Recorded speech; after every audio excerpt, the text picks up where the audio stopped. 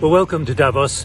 I thought I'd reflect on what has happened since President Trump was inaugurated and very quickly signed an executive order ending the US relationship with the Paris Agreement from 2015, which is the 1.5 degree increase in temperatures, which would be acceptable. He's now pulled America out of that. But did that create anything more than a ripple here? Well, there was disappointment, but predictable disappointment. And what I'm going to share with you is really quite important. There's a feeling still of optimism in the climate and biodiversity and nature areas. I've been at several meetings today where it's been made clear. Let me quote this from Peter Bakker, the president of the World Business Council for Sustainable Development.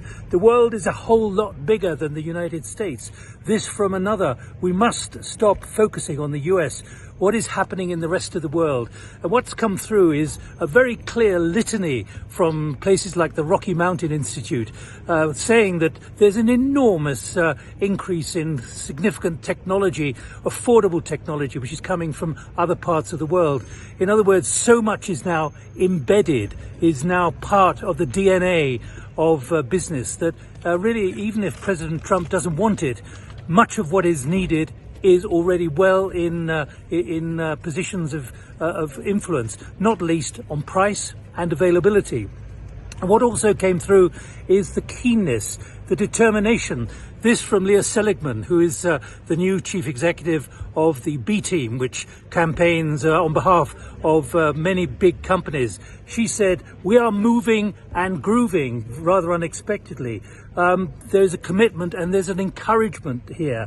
And she, along with the Rocky Mountain Institute, gave a long list of things which are really showing that there's embedded very successful support and engagement in sustainability and transition.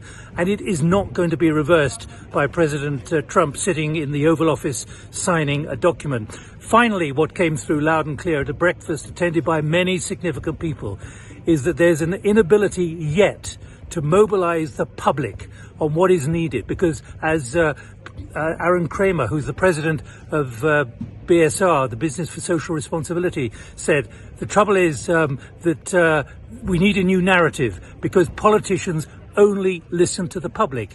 Therefore, the public need a voice. They need to raise their voice, and they need to do it in a determined way, and they need to do it together. That will then put pressure on, because overall, much of what needs to be achieved has to be done with regulation. So new narrative, but a feeling of relative optimism. Al Gore, the former US vice president, who's been a very vociferous campaigner for biodiversity, for climate emergency and so on, he said, disappointing.